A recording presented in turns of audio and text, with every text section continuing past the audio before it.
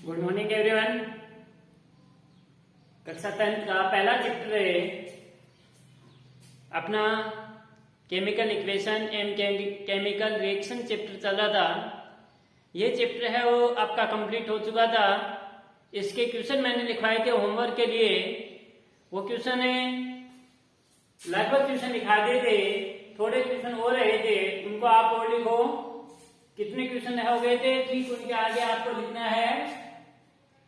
Important question है, इन question के आप अलग कॉपी अपने डाल सकते हैं या उसी कॉपी के अंदर ही कर सकते हैं, लेकिन आपको अलग से कॉपी डालनी है। क्वेश्चन नंबर 1 है, क्वेश्चन नंबर आज के पहले वाले क्वेश्चन है। यदि उनमें से भी कोई क्वेश्चन यदि आ जाता है तो उसको आप ऐसे नहीं कि ये प्रश्न पहले का लिखाया हुआ है वो सर ने आज और लिखा दिया। आप अपनी कॉपी के अंदर है उसको लिखने की कोई आवश्यकता नहीं है। लेकिन यहां पर अगला क्वेश्चन है वह है निम्न पर टिप्पणी लिखिए। इंपॉर्टेंट क्वेश्चन है, निम्न पर टिप्पणी लिखिए।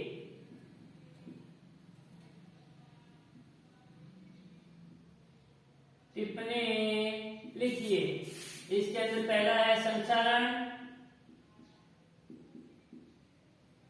और सेकंड है विकृत गंधिता।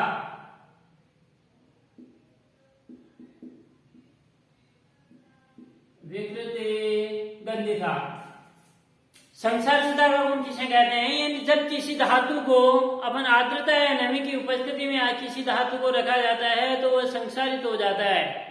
इनके इस गुण को, धातु के इस गुण को अपन संसारण कहते हैं। जैसे मैंने एग्जांपल दिया था बेटे, चांदी होता है, चांदी जो होती है, चांदी के ऊपर थोड़े दिनों के बाद में यदि चांदी को अपन देखते हैं तो उसके ऊपर ब्लैक ब्लैक परत आपकी जम जाती है, तो इसको अपन क्या कहते हैं? संसारण कहते हैं। इसी प्रकार से आपने देखी होगी तांबे के ऊपर हरी परत का चढ़ना, ये भी एक संसारणता का गुण है, इसे भी संसारणता कहते हैं। इसी प्रकार से अगला अपना आता है, वो क्वेश्चन आता है आपका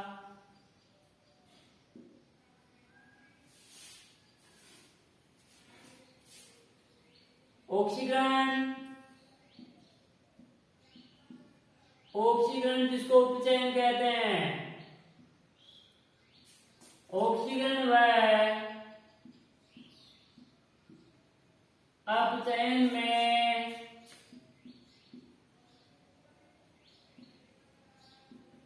अंतर लिखिए। दोनों में कोई 4 अंतर लिख देने हैं। ऑक्सीकरण और अपचयन में कोई 4 अंतर लिखने हैं कि ऑक्सीकरण या उपचयन। उपचयन किसे कहते हैं? जिसमें ऑक्सीजन का योग होता है।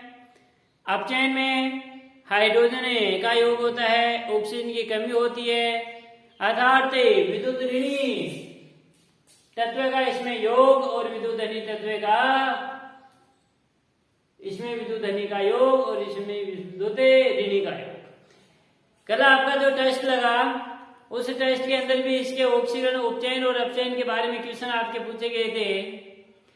यदि कोई क्वेश्चन के अंदर आपको डाउट हो तो आप कमेंट बॉक्स के अंदर लिख देना, जिसके कारण से उसका सॉल्यूशन है वो आपको क्लास के अंदर बता दें। लेकिन ऐसे कोई क्वेश्चन नहीं थे जो आपको शायद ही समझ में नहीं आए हो। अच्छी तरह से यदि चैप्टर पढ़ा है तो क्वेश्चन है वो आपके आराम से अच्छी तरह से समझ में आ गए होंगे। अगला क्वेश्चन है ऊष्मा शोषी व ऊष्माक्षेपी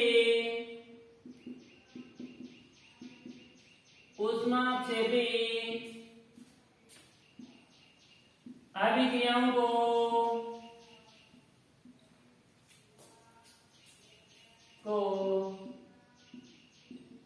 परिभाषित कीजिए।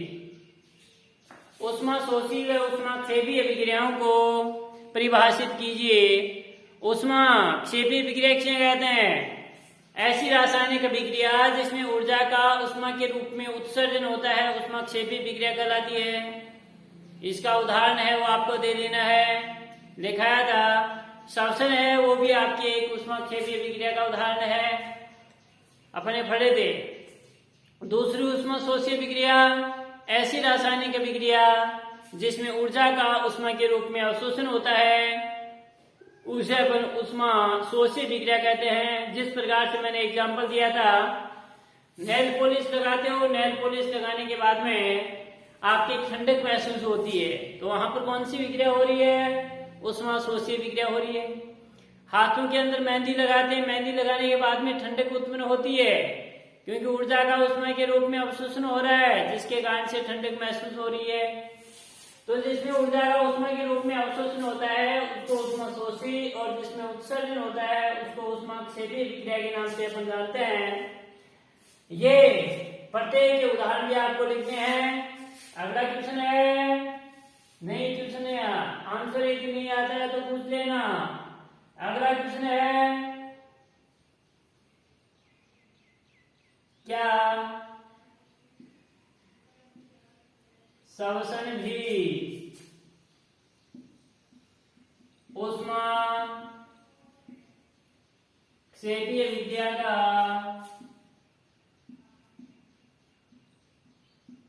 उदाहरण है? समझाइए। मैंने एग्जाम्पल देकर बताया था कि श्वसन भी ऊष्मा क्षेपीय विक्रिया का उदाहरण है, क्योंकि अपन को जीवित रहने के लिए ऊर्जा की आवश्यकता होती है। ऊर्जा अपन को कहां से प्राप्त होती है? भोजन से प्राप्त होती है। भोजन से जो ऊर्जा प्राप्त होती है, जिस प्रकार से आलू है, ब्रेड है, इनसे अपन को कार्बोहाइड्रेट प्राप्त होता है। जैसे कार्बोहाइड्रेट का विघटन होगा, यानी कार्बोहाइड्रेट टूटेगा, तो कार्बोहाइड्रेट के विघटन के बाद क्या प्राप्त होगा? आपका ग्लूकोज प्राप्त होगा, और ये ग्लूकोज है वो अपने शरीर के अंदर, शरीर की कोशिकाओं के अंदर उपस्थित ऑक्सीजन से अभिक्रिया करके जल आपका CO2 और इनका निर्माण करता है। कब कब? यानी जो ग्लूकोज है C6H12O6 ग्लूकोज का सूत्र होता है। यह समीकरण मेरा लिखाया हुआ है कॉपी के अंदर।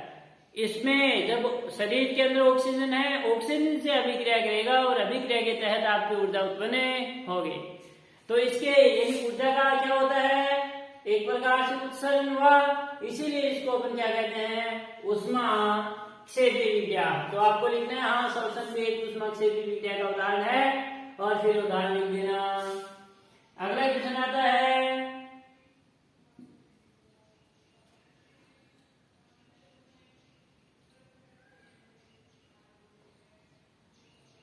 ये साइड हो गई थी उसमें द्विस्थापना विक्रिया का उदाहरण लिखिए, विस्थापना विक्रिया का उदाहरण लिखिए। ये आपकी अभिक्रियाएं हैं वो आपकी कंप्लीट हो चुकी थी। अगला है रिडॉक्स अभिक्रिया। रिडॉक्स अभिक्रिया, इसको बेटे अपने अपोक्षय अभिक्रिया के नाम से भी जानते हैं। कोष्ठक के अंदर लिख लेना, अपोक्षय अभिक्रिया। रिडॉक्स अभिक्रिया इसे कहते हैं। उचित उदाहरण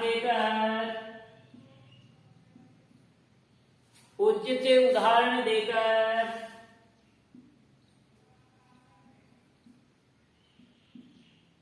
समझाइए। रिडॉक्स अभिक्रिया क्या है? यानी ऐसी रासायनिक अभिक्रिया जिसमें किसी एक अभिकारक पदार्थ का उपचयन होता है, तो दूसरे अभिकारक पदार्थ का आपका अपचयन होता है। यानी दोनों जब होते हैं, साथ साथ होते हैं, तो ऐसी रासायनिक अभिक्रिया कौन सी विक्रिया कहलाती है? उपचयन, रिडॉक्स अभिक्रिया कहलाती है। अपचयन और उपचयन दोनों होते हैं, अर्थात ऐसी रासायनिक अभिक्रिया जिसके अंदर ऑक्सीकरण और अपचयन दोनों, अर्थात उपचयन और अपचयन दोनों साथ साथ होते हैं, कौन सी विक्रिया कहलाती है? कौन सी कहलाती है? रिडॉक्स अभिक्रिया कहलाती है। और इसका उदाहरण है वह आपको दे देना है। अगला क्वेश्चन है, Zn प्लस CuSO4। Zn है वो CuSO4 के साथ अभिक्रिया करेगा, और अभिक्रिया के तहत ZnSO4 zinc sulphate plus copper का निर्माण होगा, Cu। ये देखो बेटे जिंक है, जिंक अपनी धातु है, जिंक धातु है, कॉपर सल्फेट है, कॉपर सल्फेट के साथ अभिक्रिया करेगा और अभिक्रिया करने के बाद में आपका किसका निर्माण होगा? जिंक सल्फेट का निर्माण होता है। जिंक सल्फेट और कॉपर का निर्माण होगा। तो उपरोक्त अभिक्रिया किस उपरोक्त लिखना है, उपरोक्त समीकरण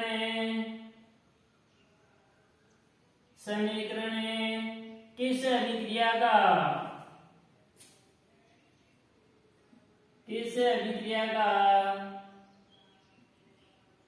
उदाहरण है? अभिक्रिया का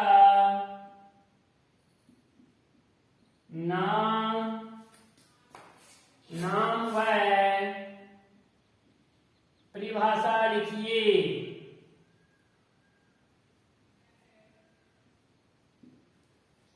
उपरोक्त समीकरण किस अभिक्रिया का उदाहरण है? अभिक्रिया का नाम और समीकरण है वह आपको लिखना है। तो देखो, जिंक Zn प्लस UiSO4 अभिक्रिया के दौरान ZnSO4 प्लस Cu का निर्माण हो रहा है।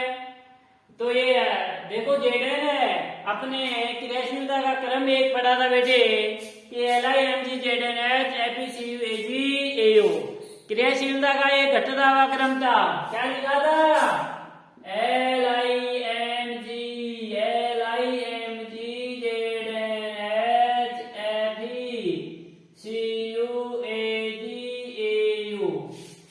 ये अपने क्रम लिखा था, आपने ध्यान दिया था। तो ये ऊपर से नीचे की ओर जैसे जैसे अपन बढ़ते हैं वैसे वैसे क्रियाशीलता के क्रम में क्या होती जाती है बेटे? इनके अंदर कमी हो रही है।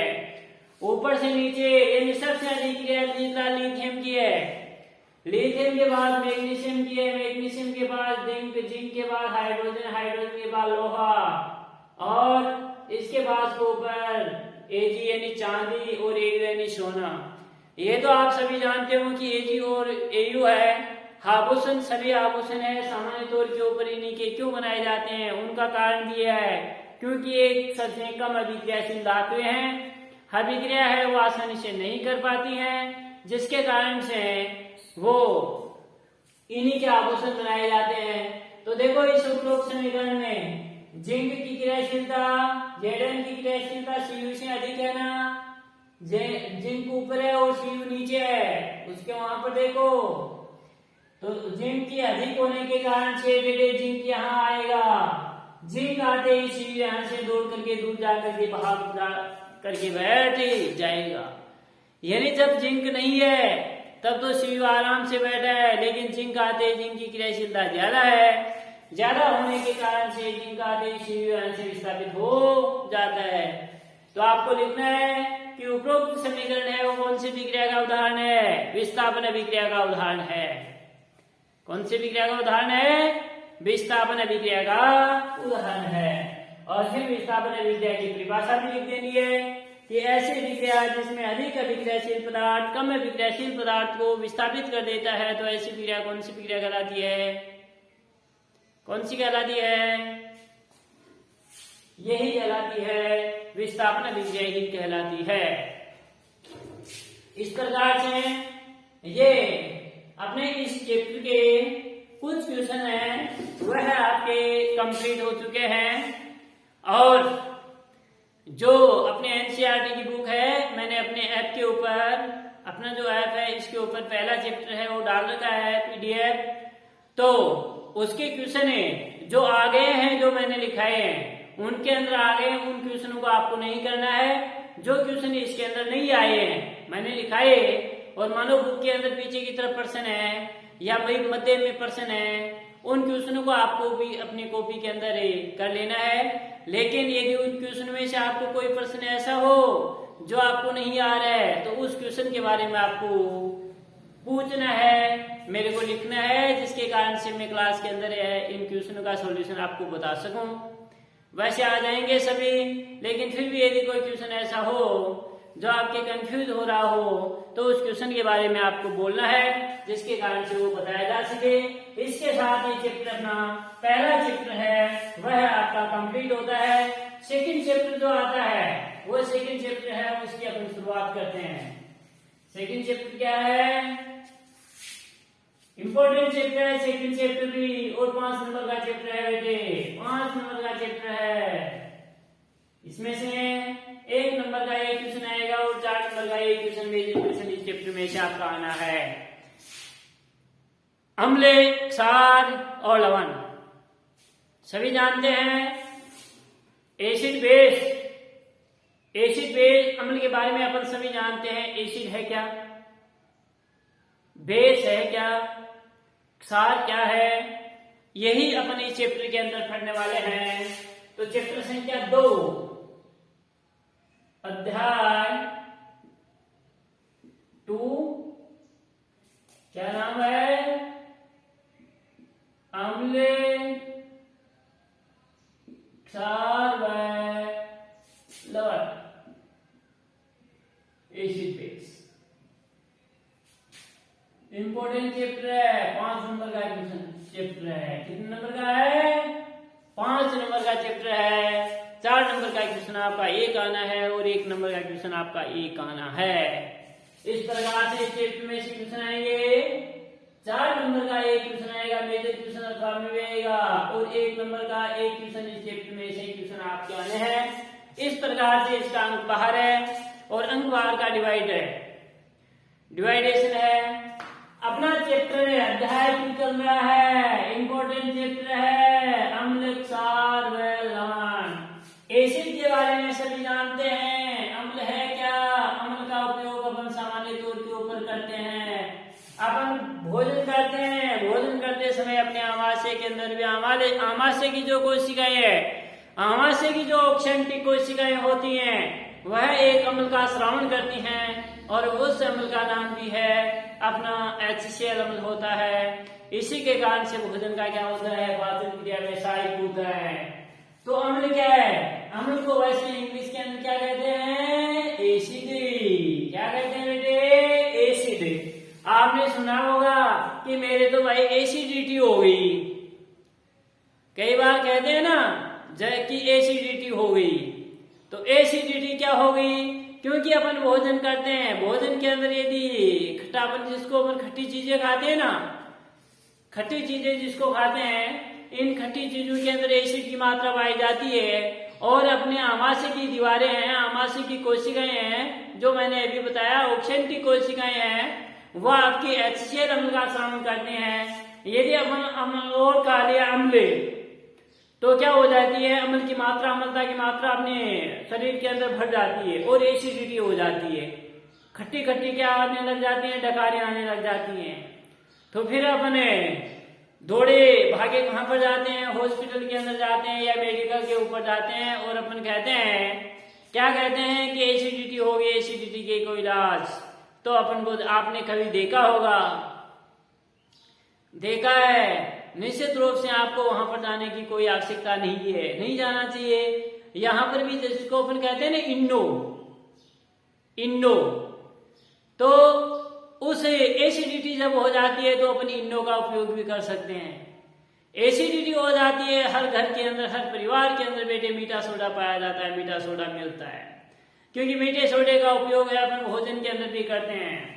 मीठा सोडा होता है तो उस मीठे सोडे का आप उपयोग, यदि एसिडिटी हो जाती है तो मीठा सोडा, यदि आपने थोड़ा सा मीठा सोडा यदि ले लिया तो आपकी एसिडिटी है वो कम हो सकती है। एसिडिटी जो बढ़ी हुई अम्लता की मात्रा है, मीठा सोडा उसको क्या कर देता है? कम कर देता है, जिसके कारण से एसिडिटी क्या हो जाती है? दूर हो जाती है। तो यही अपन पढ़ेंगे। ये जो एसिड शब्द है, अम्ल जो शब्द है, वो एक लैटिन भाषा के एसिडस शब्द से बना है। किस शब्द से बना है? जो एसिड शब्द है वो लैटिन भाषा के एसिडस शब्द से बना है, और इस एसिडस शब्द का अर्थ होता है, लैटिन भाषा के एसिडस शब्द का अर्थ होता है खट्टापन। क्या होता है? खट्टापन।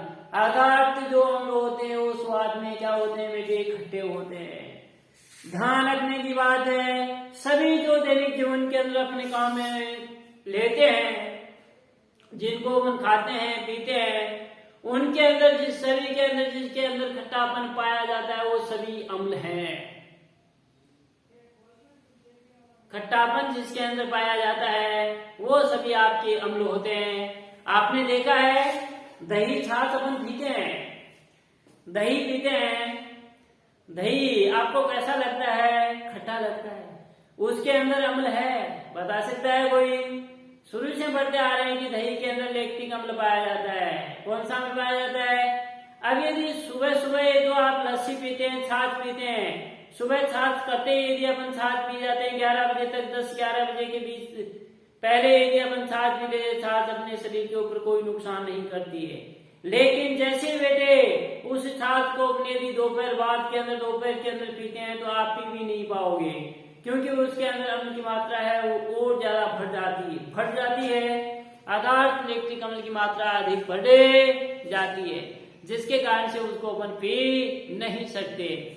इसी प्रकार से इमली है, इमली के अंदर भी आपका क्या पाया जाता है? अम्ल पाया जाता है। नींबू है, नींबू के अंदर भी खट्टापन पाया जाता है, क्योंकि नींबू के अंदर कौन सा अम्ल पाया जाता है? सिट्रिक अम्ल पाया जाता है। इमली में टार्ट्रिक अम्ल पाया जाता है। सिरका में आपका एसिटिक अम्ल पाया जाता है। अब आप सोच रहे होंगे कि सर ठीक है, इनके अंदर तो भाई अम्ल पाया जाता है, लेकिन अपने को चींटी जब काट देती है, चींटी काटती है, तो चींटी काटने के बाद में भी अपन को क्या होती है? जलन महसूस होती है। देखा है ना कि जलन महसूस होती है, क्योंकि चींटी के डंक में भी अम्ल पाया जाता है। उस अम्ल की उपस्थिति जैसे होगी तो अपने को जलन महसूस होगी। यदि उसी समय वहां पर यदि आपने क्या लगा लिया, थोड़ा सा जैसे वो काटी, उस समय आपने सरसों का तेल और नमक मिलाकर उसको थोड़ा लगा लिया, तो जलन क्या हो सकती है? कम हो जाती है, क्योंकि वो अम्ल की मात्रा को क्या कर देती है? कम कर देती है। चींटी के डंक में भी अम्ल पाया जाता है, पूछा भी जाता है बेटे, वो पाया जाता है आपका मेथेनोइक अम्ल उपस्थित होता है। चींटी के डंक में मेथेनोइक अम्ल की उपस्थिति होती है। तो इस चैप्टर के अंदर वही देखेंगे अपन क्षार। अब आप सोच रहे होंगे सर क्षार क्या है? क्षार होते हैं जिसके अंदर यानी कड़वापन अधिक पाया जाता है। कुछ चीजें ऐसी होती हैं जिनके अंदर अधिक कड़वेपन युक्त होती हैं, तो उनके अंदर उनको क्षार कहेंगे अपन। तो अम्ल शब्द एसिड शब्द लैटिन भाषा के एसिडस शब्द से बना है, और इस एसिडस शब्द का अर्थ होता है, वह होता है आपका खट्टापन। अर्थात अम्ल स्वाद में खट्टे होते हैं। अम्ल का उपयोग यदि लिटमस पत्र के ऊपर से करें तो अम्ल होते हैं वो नीले लिटमस पत्र को लाल कर देते हैं। यदि किसी लिटमस पत्र आपने देखा है, लिटमस पत्र को किसी अम्ल के अंदर यदि अपन डालते हैं तो अम्ल, यदि नीला लिटमस पत्र है तो अम्ल के अंदर डालते क्या हो जाता है? लाल हो जाता है। तो अम्ल होते हैं वो नीले लिटमस पत्र को लाल करे देते हैं। तो यहीं पर लिखो बेटे एसिड अम्ल। अपन चैप्टर की शुरुआत कर देते हैं। 5 नंबर का चैप्टर है, इंपॉर्टेंट चैप्टर है अम्ल। लिखो एसिड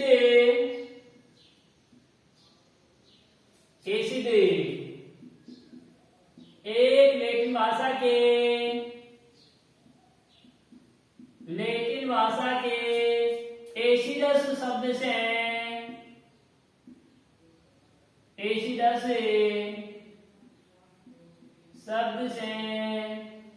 बना है।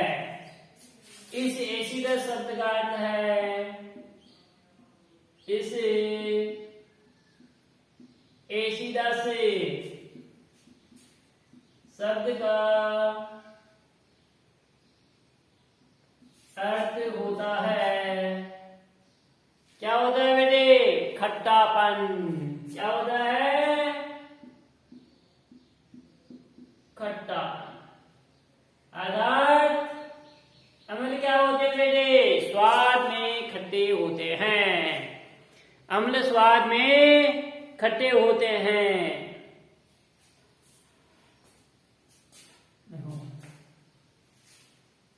तो खट्टापन लिए जो होते हैं उनको अपन सभी को क्या कहते हैं? अम्ल कहते हैं। अम्ल किसे कहते हैं? जिनके अंदर, जिन पदार्थों के अंदर खट्टापन पाया जाता है वो सभी क्या है? अम्ल है। तो अम्लों के गुण हैं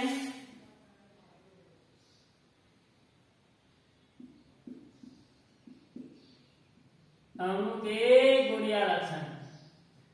पहला है अम्ल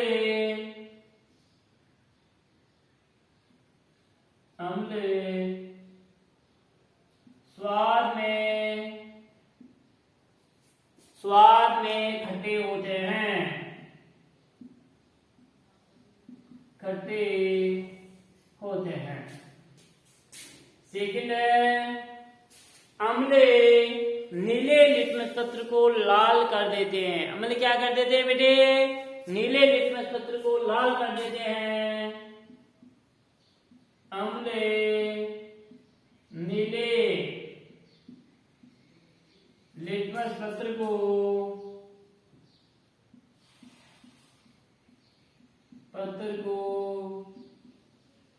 लाल कर देते हैं।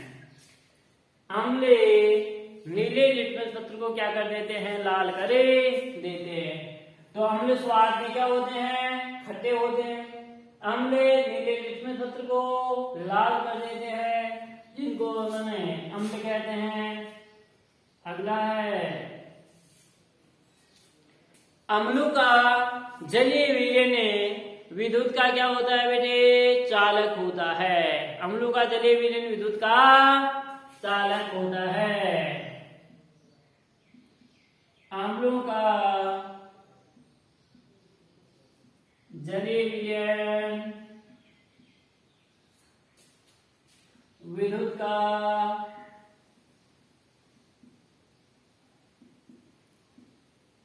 चालक होता है।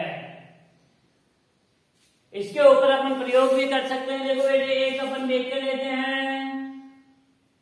ये अपन एक बीकर लिया है, दो इसके अंदर हमने जल लिया और उस जल के अंदर अम्ल की 2-4 बूंदे हैं, वो बूंदे अपन डाल देते हैं। बेकर लिया और बेकर के अंदर जल लेकर के जल में 4-5 बूंदे अपन अम्ल की डालते हैं। अब अम्ल की डालते हैं, इसमें अम्ल की बूंदे डालते, क्या हो गया? वो अम्लीय विलयन हो गया। क्या हो गया? अम्लीय विलयन। और इसके अंदर दो रोड, एक एनोड की और दूसरी कैथोड की रखते हैं, लगा दी।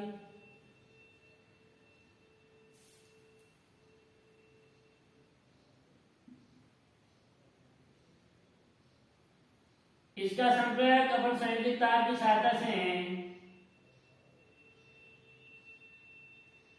किसकी सहायता से? संयोजित तार की सहायता से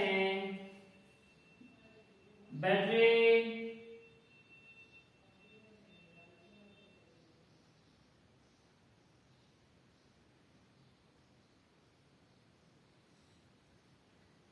और बल्ब से कर देते हैं। कुंजी है और ये अपना क्या है? बल्ब है। बल्ब।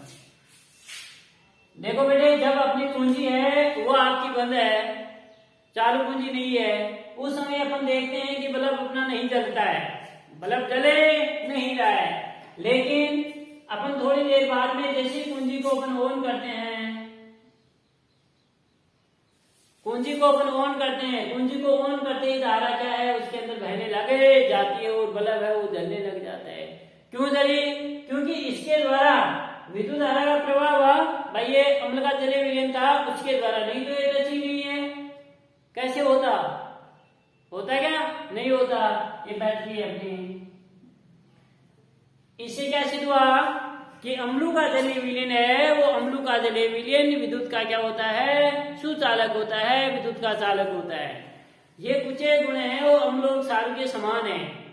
क्षारों का जलीय विलयन भी क्या हो सकता है? आपका विद्युत का चालक होता है। तो इस प्रकार से अम्लों का जलीय विलयन विद्युत का क्या होता है? चालक होता है। अम्ल स्वाद में खट्टे होते हैं, अर्थात अम्ल किसे कहते हैं? जो स्वाद में खट्टे होते हैं उनको अपन क्या कहते हैं? अम्ल कहते हैं। ये देखो बेटे यहां से आपकी बात एक और आती है। जो अम्ल होते हैं वह अम्ल अपने क्या होते हैं? अम्ल धातु के साथ में अभिक्रिया करते हैं, अम्ल धातु ऑक्साइड के साथ भी अभिक्रिया करते हैं, अम्ल धातु कार्बोनेट और धातु बाइकार्बोनेट के साथ में अभिक्रिया करते हैं। तो अम्लों के कुछ एक अपनी एक शब्द याद रख लेना, जहां पर अम्ल लिखा ना आप लिख लेना अनिल। अनिल किसी लड़के का नाम है, वो लड़का क्या है? अम्ल है। क्या है? ऐसे क्या हो गया? अम्ल नीचे नीला और ले से लाल, अर्थात अम्ल होते हैं वो नीले लिटमस पत्र को क्या करते हैं? लाल करते हैं। फंडा लिख लेना। अब है अम्लों के रासायनिक गुणधर्म। अम्लों के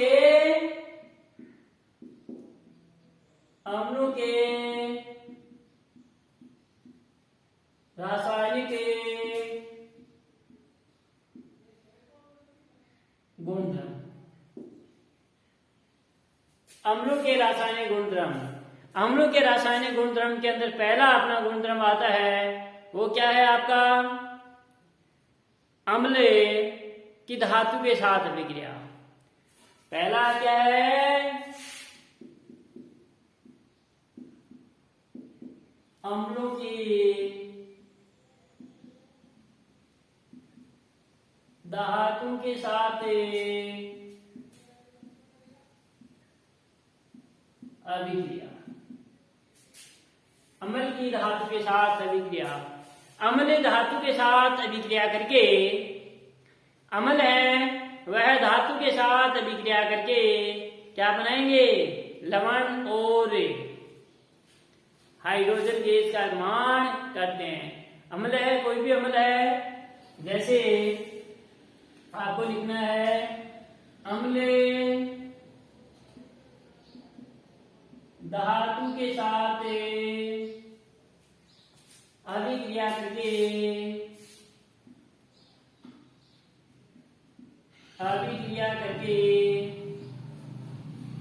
धातु लवण व हाइड्रोजन गैस देते हैं। अम्ल धातु के साथ अभिक्रिया करके जो धातु लिया है उसी धातु का लवण बनेगा और हाइड्रोजन गैस बनेगी। तो ऐसे देखो बेटे, अम्ल है प्लस धातु, कोई भी धातु ले लो, किसी धातु के साथ अभिक्रिया करके क्या बनेगा? धातु लवण प्लस हाइड्रोजन गैस। अम्ल है, अम्ल की जगह कोई भी अम्ल लिख लो, जैसे मैंने हाइड्रोक्लोरिक अम्ल ले लिया HCl प्लस धातु मैग्नीशियम धातु ले ली है, या मैंने सोडियम धातु ले ली, Na धातु ले ली। धातु है, धातु के साथ अभिक्रिया करें धातु लवण। धातु कौन सी ली? जो धातु लेंगे उसी धातु का लवण बनेगा, जो धातु लेंगे उसी धातु का लवण बनेगा। तो धातु लवण क्या बना? NaCl प्लस H2 देखो भाई, HCl अम्ल है, हाइड्रोक्लोरिक अम्ल है, ये समीकरण है। यहाँ पर हाइड्रोजन के देखो दो हैं तो समीकरण संतुलित कर लो। 2 लगा दिया, 2 लगा दे, Cl के कितने हो गए? 2। इधर Cl के कितने हैं? 1 है, इसलिए यहाँ पर 2 लगेगा। 2 लगेगा तो यहाँ पर भी क्या लगेगा? 2 लगेगा। प्रत्येक परमाणु की संख्या समान होनी चाहिए। अभिकारकों में हाइड्रोजन की संख्या 2 है, इधर भी कितनी है? 2 है। Na की कितनी है? 2 है, 2 है। Cl की कितनी है? 2 है, 2 है। यह हाइड्रोक्लोरिक अम्ल है। क्या है? Hydrochloric acid. ये क्या है? सोडियम। अभिक्रिया करके क्या लवण कौन सा बना है? Sodium chloride. सोडियम है क्लोराइड और ये हाइड्रोजन।